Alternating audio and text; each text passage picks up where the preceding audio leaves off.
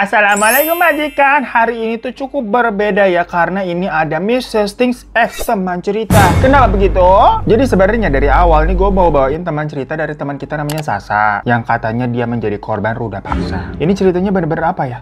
Sedih dan bikin emosi gitu gengs, apalagi kalau kalian denger endingnya. Terima kasih ya makanya sebelumnya nih untuk Sasa yang udah mau speak up menceritakan kisahnya, pastinya nggak gampang. Dan nama Sasa sendiri ini kita samarkan ya, karena tentunya untuk menjaga privasinya yang kalian pasti ngerti lah nanti kalau udah denger ceritanya. Lalu dari kemarin tuh gue baca-baca banyak berita yang berseliweran tentang anak-anak SMP yang meruda paksa anak SMP lainnya. Wah, gila dan miris banget gitu maksudnya ya. Dan cerita dari Sasa ini bukan mirip sih, tapi lebih ke setipe gengs, dimana sama-sama terjadinya ini di sebuah kuburan. Bener-bener antara manusia sama setan yang udah mati tuh kadang malah lebih sereman manusia ya. Makanya biar menjadi pengingat dan pembelajaran untuk kita semua, gua mau membahas dua cerita penting ini gengs. Jadinya makanya kita buat dua segmen dalam satu video aja nggak apa-apa ya. Kita mulai tapi dari Mrs. Thing dulu, dimana ini ada sebuah kasus di Palembang, Sumatera Selatan, yang pada hari Minggu kemarin tanggal 1 September 2024 sekitar pukul 4 sore, warga Talang Kerikil Palembang itu dihebohkan dengan penemuan seorang remaja perempuan yang sudah tidak bernyawa di tempat pemakaman umum Talang Kerikil. Yang pastinya seperti biasa kalau ada warga nemuin yang gini-gini tuh langsung lapor ke polisi ya. Dan polisi pun juga langsung ngecek ke TKP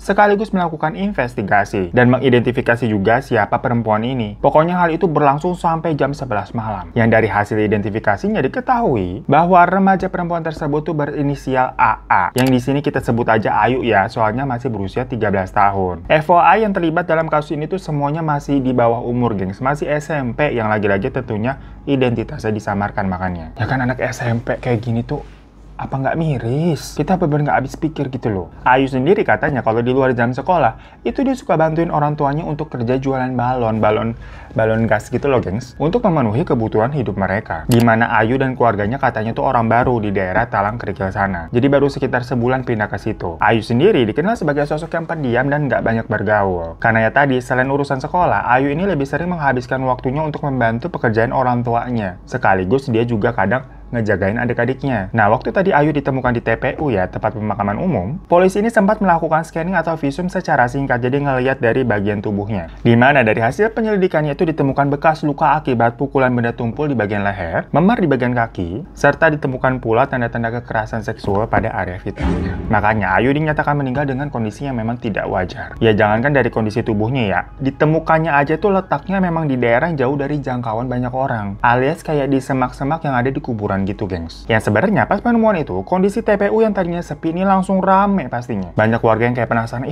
ada apa tuh ya, kan biasa ya, warga nih suka rame-rame nontonin. Tapi pada saat itu petugas katanya melihat ada 3 orang remaja yang ikut nontonin juga. Masalahnya pas petugas ngeliatin mereka bertiga nih, 3 remaja itu langsung kayak gerasak-gerusuk kabur ninggalin lokasi, macam kayak salting ketakutan gitu ya, kan mencurigakan ya. Cuma pada saat itu nggak langsung ditangkap karena nih polisi baru sekedar ngeliat dan curiga doang, belum punya bukti dan masih sibuk juga ngurus korban. Orang yang pertama kali dimintain keterangan juga pastinya ya dari keluarganya Ayu dulu ya. Mereka bilang kalau siang hari itu Ayu memang sempat keluar dari rumah, tapi tidak pamit, tahu-tahu udah pergi aja gitu loh. Yang ternyata Ayu ini pergi buat nonton kesenian tradisional kuda lumping yang berada di dekat jalan raya di daerah sana. Tapi setelah itu Ayu nggak balik-balik nih sampai malam. Pada hari itu menurut kesaksian banyak orang, Ayu nonton kuda lumpingnya ini sama 2 teman ceweknya. Disclaimer lagi nih, mohon maaf ya majikan ya, karena lagi-lagi semua orang dalam kasus ini tuh kebanyakan masih di bawah umur, jadi semua namanya tuh disamarkan. Pokoknya dibilang salah satunya itu inisialnya M yang kita sebut saja dengan Mimi ya. Sama satu lagi ya Nisa lah. Jadi Mimi sama Nisa yang nemenin Ayu nonton kuda lumping. Dimana yang namanya Mimi ini nih pernah ngenalin Ayu ke seorang laki-laki 2 minggu sebelumnya. Jadi 2 minggu sebelum nonton kuda lumping nih,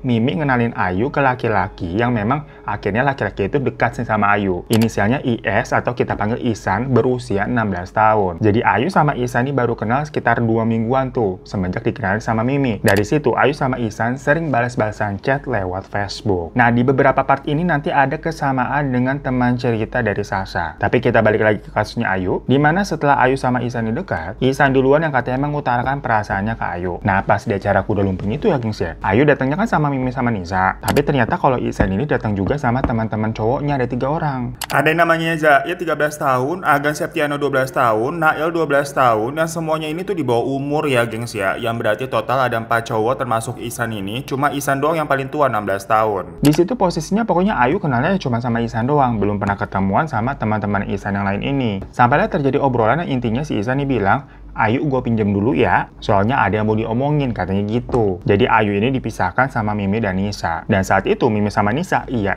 aja, alias ya udah si Ayu dibawa sama Ihsan dan CS. Mimi di situ mikirnya toh sebelumnya kan Mimi juga emang udah kenal sama Ihsan. Ya dia ngenalin abisnya. Jadi nggak ada pikiran jelek macam-macam, gengs. Namun ternyata Ihsan ini udah punya niat yang nggak baik. Dimana ternyata Ihsan udah ngomong nih sama ketiga temannya tadi, kalau katanya dia bisa menaklukkan Ayu, pasti gue bisa nahlukin Ayu gitu loh. Dalam artian, dia nih bisa ngerayu Ayu untuk diajak berhubungan dewasa. Anak 16 tahun, mau pamer ke anak-anak umur 13 tahun gitu loh. Kayak ngapain sih? Biar kayak hebat gitu image-nya, iya. Dari sini aja kita udah nggak paham ya pergaulan anak sekarang kok kayak serem-serem banget. Dimana 3 cowok temennya Ihsan itu ya semacam kayak mau pembuktian. Maksudnya, jangan ngemeng doang lu, buktiin dong. Makanya akhirnya Ayu itu diajak ke tempat sepi, yaitu ke sebuah krematorium atau rumah kremasi yang ada di dekat TPU. Nggak paham lagi kan lu? Kayak mau berduaan tapi diajaknya ke tempat kremasi. Mau uji nyali apa gimana sih? Logikanya kan kita juga ogah yang ngedate diajak ke tempat kremasi. Fiksi psikopat itu yang ngajak mah. Waktu itu pokoknya si Ihsan nih bilang nih, ya biar tahu aja tempatnya bagaimana. Katanya begitu. Yang pas sudah sampai sana, Ihsan malah ngerayu nih mepet si Ayu untuk diajak berhubungan karena situasinya sepi. Ya udah pasti ditolak lah sama Ayu. Baru 2 minggu kenal, diajaknya ke tempat begituan. Tahu-tahu minta berhubungan, ditambah 3 temannya Ihsan itu kan ada di situ juga nungguin tuh di depan tempat kremasi. Apa kabar dunia? Cuma karena Ihsan nih udah nafsu banget mungkin ya, ditolak sama Ayu, dia nggak mau tahu. Mungkin ekspektasinya sebelumnya Ayu bakal mau-mau aja kali ya. Tapi ternyata enggak tuh, jadinya Ayu dipukul, geng. Terus hidung sama matanya tuh langsung dibekap. Nah masalahnya di situ kan juga ada 3 temannya Ihsan ya. Ya akhirnya mereka semua itu ikut bantu megangin Ayu, geng. Jadi yang awalnya Ihsan nih mau niat pamer doang kalau katanya dia bisa menaklukkan Ayu, dan 3 temannya itu tuh minta pembuktian, si Ihsannya jadi begitu, 3 temennya pun ikut-ikutan, jadi pada ikut ke setanan bantuin proses eksekusi. Ya lagian mungkin di tempat begituan juga emang banyak setannya kali ya gengs ya. Tapi kan ya Allah sedih banget gitu loh dengernya. Ya karena udah kelamaan dibekap gitu, Ayu akhirnya pingsan. Dikiranya pingsan ya, padahal ternyata sebenarnya Ayu itu telah meninggal kehabisan nafas. Cuma sewaktu keadaannya terjadi, para pelaku itu kan ngiranya pingsan doang nih, Ayu tidak sadar. Makanya di kesempatan itu, Ihsan langsung merudah paksa Ayu diikuti 3 pelaku lainnya. Yang sekali lagi semuanya pada bocil, guys. Mikirnya apa itu mereka-mereka ya? Dan setelah melampiaskan semua nafsunya itu, keempat pelaku ini tuh ngebopong Ayu bareng-bareng karena lagi-lagi waktu itu dikiranya masih pingsan aja Ayu. Mereka membopong Ayu sekitar 10 menit jalan kaki, yang mana mereka membawanya ke tempat kedua yang berjarak sekitar 800 meter dari tadi tempat kremasi, yaitu dibawanya ke bagian pemakaman di TPU Talang Krikil. Yang sampai di sana, Ayu dirudah paksa lagi untuk kedua kalinya, secara bergantian gitu. Nggak paham gue sama beritanya, sumpah deh. Ini bocah-bocah juga, ya Allah, kayak nggak ada puasnya. Aneh banget deh, bener deh. Namun setelah itu, Ayu ini kan tetap nggak bangun-bangun ya. Jadi mereka meninggalkan Ayu aja udah sendirian di sana. Dan setelahnya mereka balik nonton kuda lumping lagi. Aneh banget kan, bener? Udah gitu, sempat-sempat ya mereka ini cerita pamer ke teman-teman cowoknya yang ada di sana. Jadi ketemu sama kenalan-kenalan lain. Dibilangnya nih katanya mereka abis main sama cewek. Berasa kayak semacam punya achievement pride yang hebat gitu kan. Nah tapi untungnya sih mereka sempat pamer nih. Karena dari cerita dia ke temennya gitu, jadi titik awal membuat polisi yakin kalau memang mereka pelakunya. Yang ternyata mereka tuh sengaja datang ke TKP tuh pas warga lagi pada heboh ngeliat ada penemuan perempuan. Tujuannya mereka itu dengan berani datang ke TKP, polisi nggak bakal ngira kalau mereka adalah pelakunya. Jadi si 4 bocil ini udah mikirin strategi sejauh itu, gengs. Ya makanya waktu polisi menginterogasi beberapa orang kayak teman-temannya Ayu, termasuk si Mimi ya, bilangnya kan Ayu sebelumnya diajak pergi sama Ihsan CS. Terus kenalan-kenalannya Ihsan CS yang sempat dipamerin tuh yang dibilang katanya mereka abis main sama cewek. Pas ditanyain polisi kan bilang juga ya katanya begitu. Ya udah berarti ini fix mah pelakunya si Ihsan CS. Ya tapi kan pada hari itu polisi masih nyari-nyari bukti nih, belum ditangkap tuh Ihsan dan lain-lain. Nah Ihsannya sendiri itu sampai datang ke pemakaman dan tahlilannya Ayu, gengs. Ya lagi-lagi tujuannya untuk mengaburkan dugaan karena dia kira nggak bakal dicurigain lah kalau misalkan dia sampai berani datang. Namanya kalau orang salah pasti nggak bakal berani. Jadinya dia meng-create bukan dia yang salah, jadi dia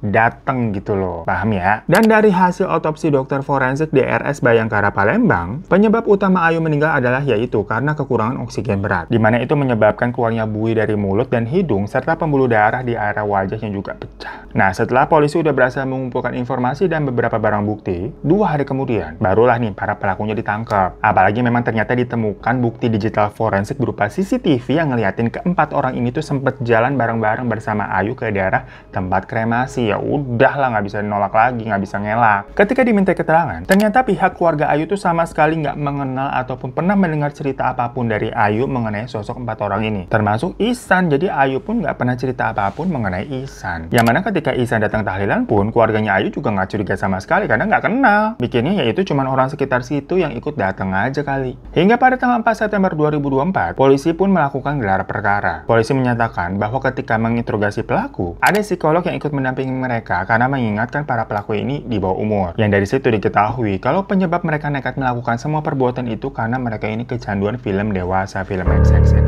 ya. Tuh makanya lu mah, duh, nggak usah nonton yang aneh-aneh lu.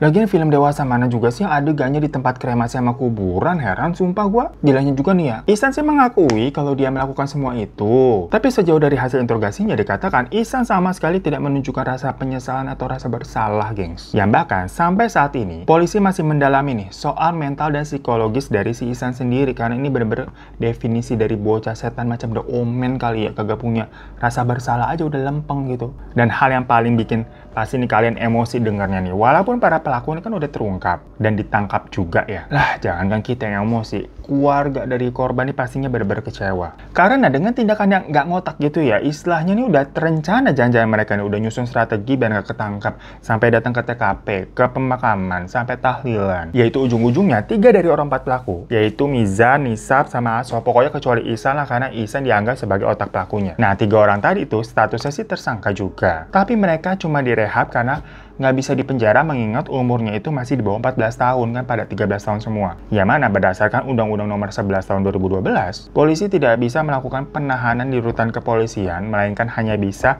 menitipkan 3 pelaku ini untuk direhab di dinas sosial. Jadi bisa dikatakan mereka nggak bisa dipenjara ujung-ujungnya. Tapi lain halnya memang untuk Ihsan sendiri karena usianya kan udah memenuhi tuh dalam 16 tahun. Jadi ya kalau dia dilakukan penahanan di rutan, gengs. Apa kabar dunia? Nah, sekarang kita masuk ke teman cerita ya, yang mana ini kiriman dari Sasa. Jadi ini kejadiannya sewaktu Sasa kuliah dan dia umurnya tuh 20 tahun. Sasa bilang kehidupan keluarganya itu kacau. Jadi ayahnya tuh meninggal saat Sasa masih SMA. Lalu mungkin ibunya tidak bisa hidup tanpa laki-laki, akhirnya memutuskan untuk menikah lagi. Tapi di sini ibunya bukan selingkuh ya, karena memang dia bertemu, kita sebutnya sebagai bapak aja ya, untuk sebutan ayah tirinya Sasa nih, biar gampang nih, karena ayah kandungnya kan sudah meninggal. Nah, ibu ketemu sama bapak ini tuh setahun setelah ayahnya Sasa nggak ada. Nah, masalahnya sosok bapak ini tuh bukannya mengisi kekosongan, tapi malah jadi petaka. Karena dia suka judi sama mabok-mabokan, sampai ngambilin uang ibunya terus. Yang mana uang warisan dari ayah itu akhirnya habis oleh si bapak. Jadi ayahnya kan meninggalkan sejumlah warisan setelah meninggal ya, untuk ibu, untuk Sasa, sama ada untuk kakak cowoknya Sasa juga. Tapi memang kalau kakak cowoknya itu memilih untuk pergi dari rumah semenjak ibu memutuskan untuk menikah lagi sama bapak nih. Karena ya kakaknya itu nggak cocok lah sama sosok bapak tuh, selek terus. Sedangkan kalau Sasa yang masuk kuliah, mau nggak mau harus masih tetap tinggal bersama ibu dan bapak tirinya itu. Kalau kakaknya tadi kan memang sudah kerja ya, soalnya punya penghasilan sendiri. Ya sebenarnya uang warisan dari ayah untuk Sasa tuh masih ada, dia simpen tapi buat tabungan. Yang mana itu buat uang kuliahnya juga dan mungkin bisa buat modal usaha lah. Jadi jangan habis buat biaya hidup nyari tempat tinggal baru. Ya udah pilih aja, nih kan ada rumah walaupun memang di situ ada bapak tirinya nyebelin. Nah, waktu itu Sasa ceritanya kenalan nih sama orang di Facebook, makanya hampir sama kayak yang tadi kan. Namanya Sandy. Yang mana Sandy ini tuh seumuran sama kakaknya Sasa. Ngakunya sih 27 tahun. Jadi bedanya sekitar 7 tahun sama Sasa. Dia bilang kerjanya itu semacam konsultan auditor apa gitu, kita juga nggak paham ya, mohon maaf. Nah, pokoknya mereka awalnya sih cacatan doang setelah memang sudah tukeran nomor dari tadi di Facebook. Dan dari awal Sandy sendiri waktu masih cacatan itu katanya nice banget, gengs. Nggak pernah ada kata-kata atau kalimat-kalimat yang menjurus kayak macem cowok-cowok mesum gitu. Kalian ngerti lah ya, pokoknya ya normal-normal aja. Sampai akhirnya Sandy ini ngajakin ketemuan karena katanya dia lagi ada dinas di kota Sasa tinggal nih. Jadi kayak ada urusan selama 2 minggu. Ya udah, Sasa oke-oke aja dong. Kebetulan banget kan mau mumpung Sandy ada di kotanya dia. Dan dari pertemuan pertama, Sandy itu beneran baik banget. Sampai-sampai sempat bawain bunga lili yang memang Sasa suka banget tuh, padahal Sasa nggak bilang. Yang ternyata si Sandy ini tuh jujur, dia bilang nge-stalking Facebooknya Sasa untuk mengetahui apa yang Sasa suka. Ya waktu itu si Sasa mikirnya, wah ini cowok effort banget. Ya udah pokoknya pertemuan pertama itu sweet dan lancar. Gak ada sesuatu yang aneh sama sekali. Dan akhirnya mereka berencana untuk ketemuan lagi selama si Sandy ini punya free waktu time ya selama 2 minggu itu. Nah 2 hari pokoknya setelah pertemuan tadi, waktu Sasa pulang ke rumah abis dari kampus, keadaan rumah ini kosong. Ibunya itu katanya lagi pergi arisan dan bapak tirinya nggak tahu kemana, paling lagi judi kali. Ya udah Sasa mandi tuh. Perkara kan abis dari luar, namanya juga baru balik pulang. Kamar mandi di rumahnya itu kamar mandi bersama. Maksudnya bukan yang private di dalam kamar. Nah tadi karena nggak ada orang kan, keadaan rumah kosong, Sasa waktu itu lupa bawa baju ganti. Jadi cuma bawa anduk doang. Yang padahal biasanya semenjak di rumah itu ada bapak tirinya, kalau Sasa mandi itu udah sekalian bawa baju ganti buat siapin gitu loh. Jadi keluar kamar mandi udah rapih dia. Nah tapi kali itu kayak, loh lupa bawa baju gantinya. Tapi berhubung karena tadi rumah kosong, jadi ya udah dia buru-buru keluar pakai anduk doang. Namanya cewek cuman diginiin gimana sih? Yang ternyata pas dia buka pintu, ada bapak tirinya gengs, dan mukanya memang kelihatan lagi mabok. Baunya juga kecium kan kalau orang mabok ya. Nah Sasa yang kaget, dia langsung buru-buru tuh masuk ke kamarnya dia. Di dalam kamar dia langsung mau ganti baju dong. Tapi pas dia lepas anduk nih, tahu-tahu bapak tirinya masuk buka pintu. Ya Sasa kan teriak kan, maksudnya dia posisi lagi buka anduk nih gengs, kayak Pak tutup. Tapi digituin sama Sasa yang panik, bapaknya diam doang. Tetap masih di depan pintu ngeliatin dia gitu dari atas sampai bawah. Itu sih bener-bener apa ya? Serem banget gengs, masih kerekam jelas katanya di memorinya Sasa tuh. Sasa langsung buru-buru pakai anduk dan mau dorong bapaknya untuk keluar menjauh dari pintu. Tapi tahu-tahu bapaknya langsung megangin dia dan berusaha menciumnya gengs. Ya spontan Sasa langsung berdorong dengan sekuat tenaga. Sampai-sampai bapaknya jatuh dan Sasa langsung tutup pintu kamar, dia kunci. Masalah tadi dari awal dia kenapa nggak ngunci kamar, karena sebelumnya nggak pernah kejadian begini. Kalaupun misalkan ada yang mau masuk ke kamar dia, pasti ngetok pintu dulu, sekalipun misalkan itu ibunya. Jadi situ pokoknya Sasa nangis karena ketakutan sama bapak tirinya sendiri. Dia langsung telepon ibunya, tapi nggak diangkat-angkat. Karena panik dan nggak tahu mesti ngapain, dia telepon si Sandy lah. Karena sebelumnya memang dia sempat masih cacatan tuh sama Sandy. Ya biasa baru ngabarin, baru pulang kampus dan sebagainya gitu loh. Sandy bilang, ya udah, aku jemput kamu gitu loh. Jadi si Sandy mau ke rumah Sasa nih. Dibilang, udah, kamu keluar aja dari situ untuk sementara nih, tinggal di hotel tempat aku menginap sampai kamu tenang. Ya pokoknya Sasa nggak bisa mikir lah pada saat itu. Dia menganggap kalau Sandy ini baik aja orangnya. Jadilah Sasa packing tuh beberapa baju dan nunggu Sandy buat jemput. Sementara dia terus masuk ngunci kamar, masih di dalam kamar tuh. Ternyata ibunya tuh pulang duluan sampai rumah. Datang-datang ibunya teriak-teriak manggilin si Sasa. Ya karena tahu itu suara ibunya, jadinya Sasa berani keluar dong dan mau melaporkan perbuatan bapak tirinya tadi. Tapi ternyata bapak tirinya ini anjing, gengs. Dia bilang ke ibunya Sasa kalau tadi Sasa tuh minta uang tapi nggak dikasih sama si bapak.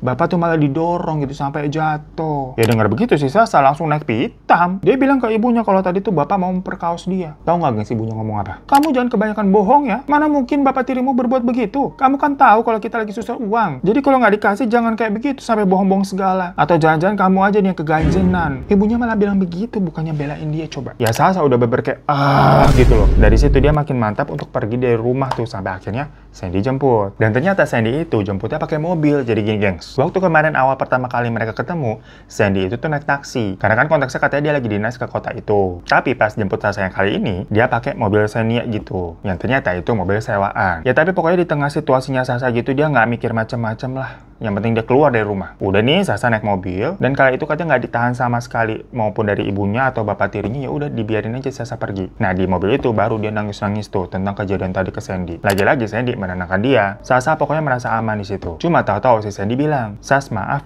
boleh pinjam uang nggak buat isi bensin? Tadi aku buru-buru kesini sampai lupa bawa dompet, ketinggalan di hotel, katanya begitu. Ya udah akhirnya dipinjemin sama Sasa nih. Jadi mereka ke pom bensin, gesek ATM, karena Sasa juga nggak ada cash. Pas di pom bensin diisi full tank sekitar 470 ribuan, pokoknya hampir 500 ribu lah. Bukan yang kayak yang penting diisi dulu lah ada bensin 150 atau 200, ini nggak full tank. Yaudah tapi Sasa kan nggak ngerti gitu-gituan ya, dia sehari-harinya naik kendaraan umum soalnya. Untungnya di dalam ATM-nya ada uang, karena memang di situ ada uang warisan dari ayahnya dulu. Yang mana si Sasa ini ternyata cuma punya satu ATM nyampur semua uangnya di situ. Intermezzo ini pembelajaran finansial aja gengs buat kita semua nih para majikan. Kalau bisa kalian tuh bagi beberapa pos keuangan biar flow-nya sehat ya. Karena kalau kecampur semua begitu jadi satu, biasanya penyakitnya apa?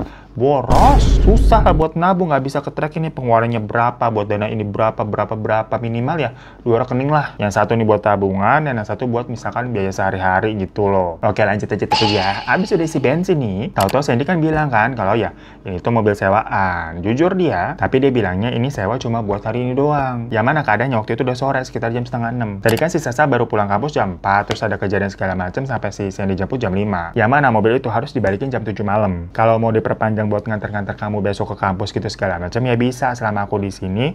Nanti aku yang nganter-nganter biar gampang kan kalau ada mobil. Gimana nih enaknya? Entah kenapa otaknya Sasa beberapa ya lagi kacau, lagi kayak nggak bisa berfungsi, nggak bisa mikir gitu loh. Jadi ya, dia iya aja terserah. Akhirnya mereka pergi tuh ke ATM. Yang mana maksudnya di sini pakai duit Sasa dulu buat bayar rental mobilnya ini nih. Katanya nanti digantiin kalau si Sandy udah gajian. Soalnya setelah 2 minggu nanti nih tuh memang bertepatan dengan tanggal 25. Jadi maksudnya selain si Sandy selesai kerja ya kan katanya 2 mingguan doang di situ tuh. Ya gajian juga dia tanggal 25. Sasa sempat bilang sebenarnya udah nggak, kita patungan aja. Ini kan soalnya buat kebutuhan aku juga. Tipe-tipe cewek yang nggak enakan gitu loh Cen. Tuh buat kalian yang nggak enakan nih. Sama Sandy pokoknya dibilang nggak usah, nggak. Nanti aku balikin semuanya kalau udah gajian, tenang aja. Nggak mungkin lah aku sebagai laki-laki nih ngebebanin kamu semua. Ini soalnya gara-gara dompetku ketinggalan aja nih di hotel nih, jadi repot. Ya sebenarnya ya, kalau waktu itu bisa mikir gitu ya katanya. Dompet ketinggalan di hotel nih. Ya balikinnya langsung aja lah, ntar malam atau besok pas udah balik ke hotel begitu, ngapa jadi nunggu tanggal 25. Tapi lagi-lagi posisinya waktu itu ya Sasa nggak bisa mikir. Pokoknya Sasa dibawa ke ATM dan dia narik duit 5 juta. Yang mana buat rental sekitar 12 harian tuh katanya 3.600.000-an. Terus duit bensin juga ya, jadinya total 5 jutaan lah. Dia ambil 5 juta tuh, dikasih ke Sandy. Nah dari ATM, Sandy nyetir lagi tuh ke tempat rentalnya buat bayar sekaligus ngurus perpanjang sewa. Tapi ternyata tempat rentalnya itu macam kayak rumah aja, gengs. Tapi beneran ada pelang rental mobil gitu, sama ada beberapa mobil juga parkir. Cuma Sandy bilang turun dulu yuk, soalnya itu rental katanya punya kenalannya. Jadi lagi pada ngobrol di dalam, kita ketemu dulu. Lagi-lagi Sasa nurut aja. Yang ternyata di dalam sana ada 3 orang cowok lainnya. Di situ si Sasa dikenalin sama ada namanya Arya, Bagong, sama Cungkring. Nah Sandy sambil ngobrol-ngobrol ngasih uang 5 juta tadi ke Arya, bilang mau extend sewa mobilnya. Ya udah sama Arya diterima kan. Yang mana kayaknya si Arya yang punya si rental mobilnya ini. Sandy juga sempat bilang kalau ini nih si Sasa nih lagi ada masalah. Tapi di situ si Sasa sempat nyolek Sandy karena kayak takut Sandy kecemplosan bilang kejadian yang tadi gitu. Sasa nggak mau aja, udah cukup Sandy yang tahu. Ya mungkin Sandy nyadar akan hal itu jadi dia nggak lanjut bilang. Cuma karena tadi sempat terlontar Sasa lagi ada masalah gitu, yang lainnya langsung kayak kenapa sih Sa, udah jangan sedih, jangan khawatir, kita happy aja di sini. Dan yang namanya Bagong tadi tuh ke belakang balik-balik ngeluarin botol minuman alkohol. Dimana akhirnya mereka semua minum-minum kecuali Sasa yang emang nggak biasa minum dia. Di situ sebenarnya si Sasa udah ngerasa nggak nyaman. Dia meminta Sandy untuk balik ke hotel kamu aja yuk, aku mau istirahat. Yang sebenarnya nggak tahu Sasa ini hotelnya di mana sih. Tapi Sandy ini bilang udah ntar dulu, kita minum dulu, kamu minum dulu nih, abis ini kita balik, digituin loh. Ya udah sama Sasa biar cepet dia ikut nenggak biar abis itu kan balik. Tapi walaupun udah nurut nih, udah nenggak sekali, si Sandy terus nyodorin lagi. Sampai-sampai si Sasa nih udah berasa mual karena kan dia nggak biasa minum. Cuma si Sandy tuh terus maksa, gengs. Sampai akhirnya Sasa nih dipegangin sama Bagong sama Cungkring. Dan dia dicekokin minuman terus gitu loh. Sama ada kayak obat juga yang Sasa nggak tahu itu apaan. Yang jelas setelah itu dirinya berasa pusing banget, tangannya gemeteran dan sampai lemas nggak bisa ngapa-ngapain. Nah disitulah dia dilecehkan oleh Sandy dan 3 temannya. Serem banget ya. Masalah di sini Sasa bener-bener nggak bisa ngelawan sama sekali, nggak ada tenaganya, bersuara aja nggak bisa. Tapi masih sadar kayak masih ngawang gitu loh. Sampai udah selesai nih, ya Sasa hanya bisa nangis. Badannya bener-bener masih lemas katanya, gengs. Ngomong aja nggak bisa, apalagi teriak. Di situ katanya dia digotong, dibawa ke dalam mobil sama si Sandy, Bagong, sama Cungkring. Jadi yang namanya Arya tadi tuh nggak ikut. Tapi tadi di dalam rumahnya, itu Arya ikut merudah paksa Sasa yang nggak berdaya. Nah dari sana mereka tuh menuju ATM yang sepi, dan Sasa dipaksa untuk kasih tahu PIN ATM-nya dia. Masalahnya kan tadi si Sasa ngomong aja susah loh. Lemes banget badannya, gengs. Cuma kalau ngeliat, ngedenger gitu masih bisa, walaupun ya samar-samar, pandangannya kayak agak berbayang gitu. Misalkan ngeliat Sandy kayak jadi ada 2 gitu, terus suaranya juga macam kayak menggema. Yang jelas Sasa dengar Sandy ini maksa-maksa untuk ngasih tahu PIN ATM. Tapi kan Sasa nggak bisa ngomong. Akhirnya Sasa dipukulin terus tuh di situ. Sampai akhirnya mereka pergi lagi kayak mampir ke sebuah minimarket di mana si Bagong tuh turun tuh, balik-balik bawa susu banyak banget. Habis itu mereka pergi lagi ke tempat sepi dan Sasa dicekokin susu kaleng banyak banget, kayak digonggongin sampai dia muntah-muntah tuh di jalan sepi itu. Tapi terus dipegangin sama Bagong dan Cungkring. Nah dari situ efek di tubuhnya ini mulai membaik, dimana dia bisa lemes tuh berbicara, nyebutin pinnya dia. Tapi abis itu dia diikat dan mulutnya disumpel. Ya udah di situ dia juga sempat pasrah tuh ngeliat si Sandy yang berjalan ke ATM bawa kartunya dia. Dan sepertinya si Sandy berhasil menggasak uangnya Sasa. Masalahnya abis itu Sasa dicekokin minuman lagi, yang sama dikasih obat juga di dalam mobil tuh, yang membuat Sasa kembali lemas. Dari sana mereka membawa Sasa ke sebuah kuburan tua. Di situ Sasa udah bener-bener nggak bisa ngapa-ngapain, udah diem aja gitu loh. Karena efek minuman dan obat barusan. Dia sampai mikir mikir kalau malam itu kayaknya bakal ajalnya tiba. Yang Sasa ingat, dia digotong ke semak-semak yang gelap yang nggak tahu itu di mana. Dan di situ, Sandy sama teman-teman yang mencoba untuk meruda paksa Sasa lagi. Namun, saat lagi mau begitu ya, tahu-tahu Bagong teriak. Dia kabur nggak tahu kemana. Diikuti Sandy sama Cungkring yang ikut kabur juga. Nyusul Bagong tadi itu dengan mereka pada ketakutan pokoknya. Sampai-sampai ya gengs, celananya Cungkring itu ketinggalan. Karena tadi Cungkring udah sampai lepas celana. Jadi dia kabur nggak pakai celana. Sementara Sasa cuma lemes nggak berdaya di situ. Nah samar-samar dia melihat ada sosok wanita yang berdiri di depannya dia. Tapi kan karena situasinya gelap dan pandangan dia juga kabur ya berbayang, jadi nggak kelihatan jelas. Posisinya waktu itu Sasa lemes banget nggak bisa ngapa-ngapain, tapi kesadarannya masih ada nih. Jadi selama beberapa waktu itu yang lama rasanya kayak berjam-jam, ada kali 3-4 jam, udah diem doang gitu. Di tanah nggak bisa gerak, diem doang. Sementara sosok perempuan itu masih berdiri itu di depan nggak ngapa-ngapain, tegak aja diem. Sampai Sasa mikir, itu orang atau bukan ya, soalnya bener-bener udah diem doang nggak ngapa-ngapain, macam si Sasa gitu diem doang tapi yang ini berdiri. Hingga tahu-tahu setelah sekian lama sosok itu bergerak, berjalan mendekatinya dan tahu-tahu hilang dari pandangannya, kayak serang hilang gitu. Tapi seketika itu juga rasa lemas dan pusingnya Sasa nih perlahan-lahan hilang. Di situ dia juga udah mulai bisa nih menggerakkan badannya, tapi ya tetap ya butuh waktu. Dia pelan-pelan nih benerin pakaiannya dan berusaha jalan tuh tertatih-tatih keluar dari daerah semak-semak itu yang ternyata dia sedang berada di wilayah kuburan. Kuburannya sepi, nggak ada siapa-siapa, soalnya selain malam ya, itu juga kuburan yang bukan depan pinggir jalan raya, jadi kayak di pedalaman gitu loh. Sasa berusaha nih nyari orang. Akhirnya dia keluar dari daerah kuburan itu dan mengikuti jalan setapak yang ada di sana. Sampai akhirnya jauh ya dari kuburan nih, ketemu ada warung yang masih buka. Di situ dia minta tolong dan bilang abis jadi korban ruda paksa. Tukang warungnya kaget lah. Awalnya dikira si Sasa nih setan. Tapi setelah tahu ini Sasa manusia, langsung ditolongin tuh, dikasih teh sama Indomie juga. Soalnya si Sasa kelihatannya kayak aut-autan gitu loh. Dan tukang warung itu bilang kayak, udah deh di sini aja sampai pagi biar aman. Ya Sasa yang masih trauma, masih ketakutan juga, nurut. Karena memang penjaga warungnya itu tuh suami istri sama mereka punya anak bayi. Yang kayaknya ini emang baik gitu loh. Singkat cerita, sampai terangnya, sampai udah ada matahari, udah pagi ya, akhirnya Sasa pulang. Dia ke jalan utama naik taksi tuh. Pokoknya dia mau pulang ke rumah untuk minta bantuan orang tuanya lapor polisi. Ya kalut lah pokoknya pikirannya. Tapi tahu nggak gengs? Sampai rumah, Sasa kan nggak punya uang nih buat bayar taksi, kan dompet sama ATM-nya segala macam kan diambil tuh sama si Sandi. Jadinya dia langsung minta uang ke ibu dan bapak tirinya. Masa si ibunya langsung bilang kayak, kamu kerjanya minta uang terus, udah kelayapan pulangnya pagi, emang ya kamu cewek nggak bener, mau jadi apa kamu? Digituin geng. Ya Sasa langsung nangis-nangis bilang, bu, aku habis diperkaos. Tapi lagi-lagi ibunya nggak percaya, dibilang, ah pembohong. Apalagi si Sasa ini tuh bawa alkohol, karena ya gimana pun juga kan kemarin dicekokin alkohol banyak banget. Dan abis ngasih duit bayar taksi, ibunya pergi aja gitu keluar rumah, soalnya mau jogging. Jadi Sasa nggak dipercaya omongannya, udah ditinggalin gitu aja. Abis terjadi hal yang padahal bener-bener bikin trauma di hidupnya Sasa loh. Gila nggak tuh? Sasa langsung mandi tuh nangis-nangis karena merasa dirinya kotor. Ya pokoknya waktu itu dia katanya takut aja untuk lapor polisi sendirian. Karena apa ya, bener-bener clueless. Nah pas dia buka kamar mandi, tahu-tahu ada bapak tirinya tungguin di depan pintu yang langsung nyelonong masuk ke dalam kamar mandi megangin Sasa. Gila nggak tuh bapaknya juga tuh? Si bapaknya tuh maksa Sasa. Mau dilecehkan juga si Sasa sama bapak tirinya nih, belum kapok si bapak.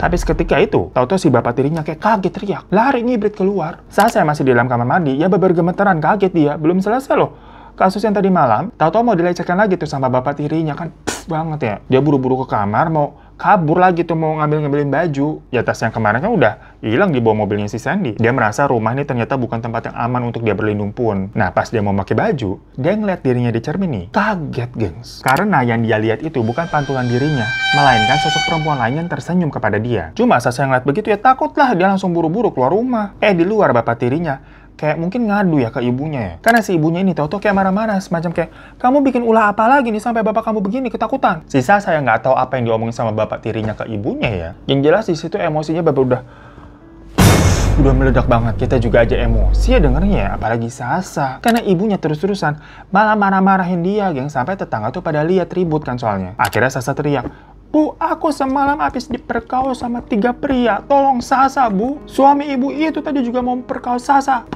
jahat semua laki-laki. Pokoknya namanya orang marah-marah meledak-ledak, ya ampun, nangis gitu loh. Nah, di situ kan tadi banyak tetangga yang akhirnya dengar. Ditengahin tuh, Sasa dibawa ke rumah salah satu tetangganya namanya Bunia. Ya di situ Sasa cerita semuanya ke Bunia nih. Karena bener nggak tahu lagi harus gimana lah. Akhirnya Bunia sama suaminya langsung bawa Sasa ke polisi buat minta rujukan visum, sekalian bikin laporan juga. Jadi yang pada akhirnya nolongin tuh malah tetangganya, bukan orang tuanya Sasa. Yaudah, singkat cerita, laporan itu tuh diproses. Dan para pelaku ini tadinya sempat buron pada kabur ya. Yang ketangkap cuman Arya doang tuh yang punya rental mobil tuh yang di rumahnya. Dimana memang ternyata dari awal si Sandy udah kong minta bantuannya Arya. Dan singkat cerita, pada akhirnya pelaku ini pada ketangkap nih satu persatu dan pada diinterogasi juga. Nah, dari sini ada dua hal yang membagongkan. Yang pertama, karena sebelumnya Sasa ini kan sempat cerita ke penjaga warung tuh yang ada di daerah kuburan tentang kejadian yang dialami diperkosa di semak-semak kuburan. Nah, berita itu tersebar, namanya juga dari penjaga warung ya, katanya kemarin tuh ada perempuan tuh yang diperkosa di situ tuh. Dan memang di sana kan ditemukan ada celananya cungkring itu ketinggalan kan. Ya akhirnya semak-semak tersebut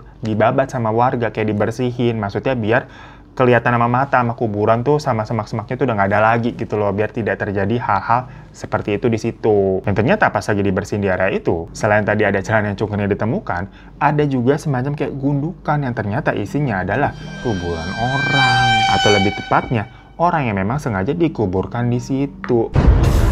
Jadi orang yang dikubur itu adalah wanita yang sedang dicari-cari sama keluarganya karena dinyatakan hilang 3 minggu yang lalu. Dan usut punya usut, wanita itu adalah juga korbannya Sandy sama teman-temannya sebelumnya memang dikubur di situ, gengs. Kita sebut aja wanita ini namanya Linda ya, nama samaran. Nah, Sasa itu niatannya juga memang mau dihabisi di tempat itu. Tapi pas lagi mau diruda paksa dulu tuh untuk kedua kalinya, tahu-tahu Sandy sama yang lain kan kabur karena melihat sosok Linda. Dan setelah Sasa mengetahui ini tuh, pas dilihat fotonya si Linda di kepolisian yang masuk dalam pencarian orang hilang, ternyata itu adalah sosok yang dia lihat di cermin rumahnya, merinding, assalamualaikum. Dan sepertinya memang sosok itu juga yang berdiri lama tuh saat Sasa sedang tidak berdaya di semak-semak. Ya bisa dibilang di sini sosok Linda memang tidak membuat Sasa tuh masih terjaga kesuciannya ya. Karena kan Sasa sudah sempat diruda paksa juga di rumahnya Arya sebelumnya. Tapi yang jelas sosok Linda itu membuat Sasa ini masih selamat dan tidak dibunuh sama Sandy CS pada malam itu. Yang ternyata geng, si Sandy ini alasannya dia ngilmu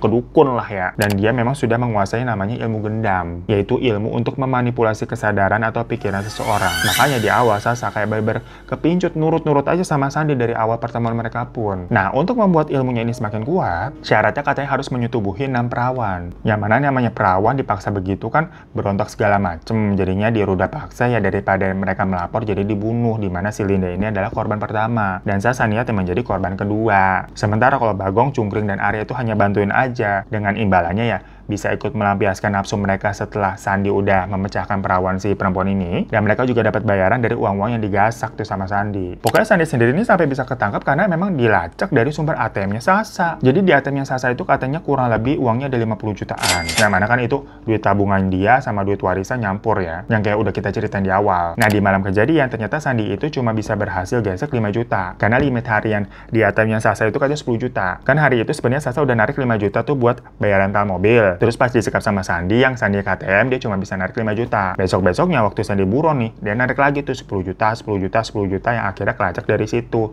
Ketangkep. Ya pada akhirnya Sandy sama yang lain tuh dipenjara, gengs, dan dijatuhi hukuman berlapis. Kasus ini juga sampai sempat masuk berita dulu, dan di berita tuh pakai inisial ya namanya. Jadi sekarang kita namanya juga disamarkan atas permintaannya Sasa. Tapi gengs, kalau kalian nanya, kok Sandy tahu-tahuan si Sasa punya duit banyak? Apakah kebetulan atau enggak? Jawabannya enggak. Karena ternyata Sandy taunya dari bapak tirinya Sasa. Dimana Sandy sama bapak tirinya itu kayak suka main judi bareng gitu loh. Dimana waktu mabuk nih, bapaknya pernah bilang kalau anak angkatnya itu dapat warisan lebih besar daripada istrinya, yang mana uang istrinya udah habis tuh uang warisannya. Dari situlah si Sasa memang udah diincar sama si Sandy. Yang ngajak kenalan duluan di Facebook duluan ya Sandy. Cuma apakah ada kerjasama antara Sandy dan bapak tirinya Sasa ini tidak terbukti memang. Karena ujung-ujungnya bapaknya Sasa nggak dijatuhin hukuman apa-apa. Sasa sendiri sejak kejadian itu sempat tinggal sama kakak cowoknya untuk sementara waktu. Sampai akhirnya dia mau nggak mau ngekos tuh hidup sendiri sampai sekarang. So itu guys, dua cerita dari Miss Hastings dan teman cerita yang sama-sama miris banget ya kejadian itu ya. bukannya mirip tapi serupa banget ya. Yang jelas kalau dari Sasa sendiri, karena ini kan langsung dari narasumber yang menceritakan kisahnya ya, dia merasa tuh kalau hantu ternyata tidak lebih menakutkan dari manusia. Malahan hantu dalam kisah hidupnya dia itu membantu nyawanya selamat dari perbuatan manusia yang lebih serem jatuhnya ya. Apa kabar dunia? Bener juga. Ya semoga kita bisa belajar dari dua kasus ini ya, untuk jangan cepat mempercayai orang baru. Aduh beneran deh, orang sekarang sama serem banget. Sekali lagi terima kasih banyak ya untuk Sasa dengan ceritanya ini. Dan untuk tadi yang di Mrs. Ting, semoga Ayu tenang dan diterima di sisinya. Terima kasih semua majikan. Maaf kalau ada salah-salah kata. Dan sampai jumpa lagi di kasus-kasus atau cerita-cerita selanjutnya. Assalamualaikum warahmatullahi wabarakatuh. Misteri dunia orang pada kenapa? Misteri dunia memang sudah pada gila.